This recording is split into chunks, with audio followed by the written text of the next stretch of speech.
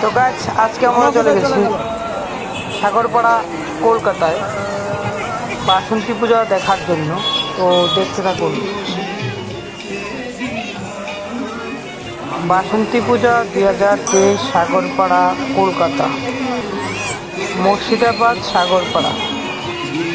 তো গাছ যারা যারা মুর্শিদাবাদ আছেন সবাই এসে পুজোটা দেখতে পাবেন। খুব সুন্দর হয়েছে পুজোটা। ধন্যবাদ সবাইকে।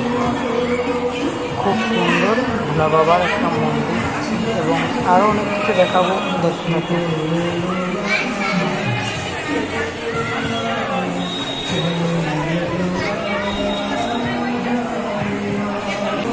খুবই সুন্দর রাধাকৃষ্ণের মন্দির। আমি তো আগে কখনো দেখিনি, আপনারা যদি দেখে থাকেন আমাকে কমেন্ট করে দেবেন। খুব খুব মানুষ হয়েছে, আরও অনেক দাদা নমস্কার, আপনারা দেখছেন এখানে এই সাগরপাড়া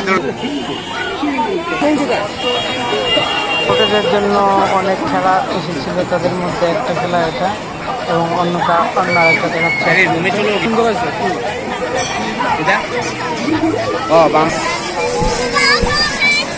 বাচ্চারা কীভাবে খেলা করছে সুন্দর লাগছে এবং তাদের দেখাবো।